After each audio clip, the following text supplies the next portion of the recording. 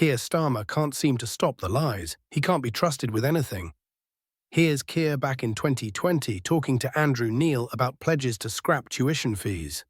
Not reduce them or freeze price rises, but completely scrap them. Of course, I understand This is not a manifesto. that. Well, what about university tuition fees then? Will you remain committed to scrapping them in your first term? Pledges, Andrew. So the answer to these questions is yes. So university tuition fees being scrapped will be in a Starmer manifesto? Yes, that's why it's the a next pledge. election. Okay. Why then doesn't the Labour left trust you? And here is Keir Starmer again talking more recently about how tuition fees are not working well and they burden people. Just listen closely to his voice croaking up. You can even tell he knows he is lying.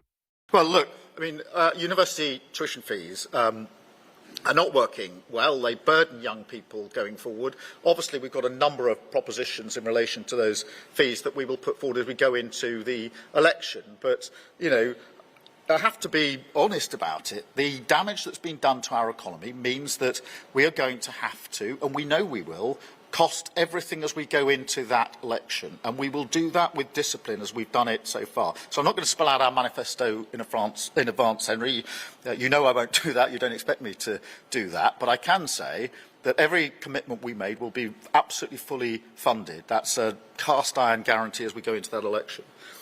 Jack from the... So he wants to be honest about it. What would you take away from that? You might be thinking, well, he's going to backtrack on his pledge to abolish tuition fees, right?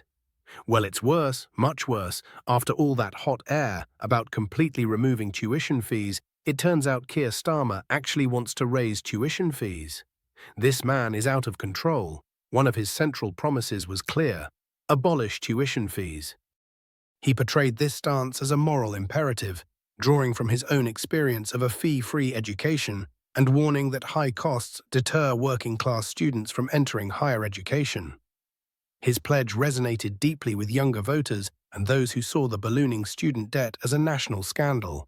Fast forward to 2024, and we now see Starmer's Labour considering raising tuition fees to $10,500 a year, the exact opposite of what was promised. Labour's shift is not just disappointing, it is a fundamental betrayal of trust. Many voters, particularly students and young professionals, rallied behind the party in the hope that Starmer would follow through on his commitment to ease the financial burden on students. Instead, the party has now joined the long line of politicians who have promised relief from tuition fees only to backtrack once in power. This latest development is reminiscent of Tony Blair's infamous introduction of tuition fees in 1998 and his subsequent increase in 2006. After swearing Labour would not implement such policies. Let's not forget that Labour's initial stance against tuition fees wasn't simply about relieving debt, but about principle. Starmer's 2020 rhetoric was all about fairness, accessibility, and the idea that education should not be commodified. Yet Labour's latest proposal to raise fees under the guise of fiscal responsibility paints a stark picture of political expediency. Universities may indeed be under financial pressure, but should students once again be forced to foot the bill? After years of stagnant wages and a rising cost of living, young people are already struggling. This fee hike adds insult to injury. Adding fuel to the fire, Labour's rationale that the current system is unsustainable rings hollow when you consider how Starmer used to argue that the system was morally indefensible. What changed? The real betrayal is that Starmer sold his leadership on the promise of restoring faith in politics, of breaking away from the flip-flopping cynicism of the past.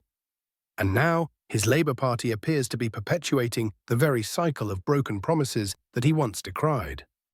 The broader political implications are just as concerning. If Labour, the supposed party of social justice, is willing to abandon students for economic pragmatism, what hope is there for real reform? Are young people just a demographic to be wooed with idealistic pledges only to be sacrificed when fiscal pressures mount? For many who believed in Labour's vision of a fairer, more equitable society, this reversal is not just a disappointment. It's a bitter reminder that promises in politics often amount to little more than rhetoric. Labour has not just shifted its policy on tuition fees, it has shattered the trust of those who believed the party was serious about progressive reform. With fees set to rise and maintenance grants merely dangled as a possible sweetener. The message is clear. When push comes to shove, students are left to fend for themselves. And that is a political betrayal we will not soon forget.